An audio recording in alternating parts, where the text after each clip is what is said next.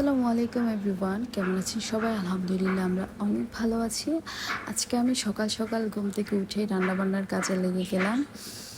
আর যেহেতু আজকে আমার আব্বু আসবে, তার জন্য আমি অনেক বেশি হ্যাপি। মানে কতটা হ্যাপি তা বোঝানো যাবে না। আর আমার আব্বু যেহেতু একটু সিম্পল খাবারগুলো বেশি পছন্দ করে, তাই আমি এগুলোই রান্না করছিলাম।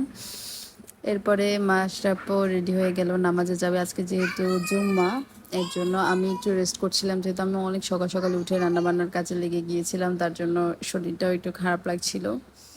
তাই আমি একটু রেস্ট করছিলাম। আবার গোসল করে নামাজ পড়ে এরপরে আমি সবগুলো খাবার টেবিলে সার্ভ করে দিই। ওরা অবশ্য এখনও নামাজ থেকে আসেনি।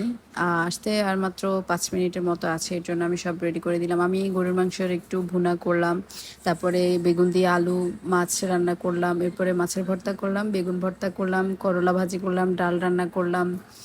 এভাবে একটু সিম্পল রান্নাবান্না করলাম। আর রান্নাটাও অনেক তাড়াতাড়ি শেষ হয়ে গেছে, এর জন্য আমার কাছে অনেক ভালো লাগছে। আব্বুর সাথে অনেকক্ষণ গল্প করা যাবে। এরপর খাওয়া দাওয়া শেষে আমরা প্রায় 3-4 ঘন্টা গল্প করলাম। এরপরে আব্বু যাওয়ার আগে মাশরাফকে টাকা দিয়ে যায়, বলে কিছু খাওয়ার জন্য। আর সে আব্বুর সাথে দুষ্টুমি করছিল, বলছিল যে আরেকটা দেন। আবার টাকাটা দিয়ে দিচ্ছে, মানে একটা দেওয়ার পর বললো যে আরেকটা দেন। এবার করে আবার টাকাটা ফিরিয়ে দিল, বললো যে ধরো আন্না, তুমি কিছু খাইও। এভাবে বললো। ও আসলে এখন মাশাল্লাহ অনেক সুন্দর করে কথাও বলতে পারে।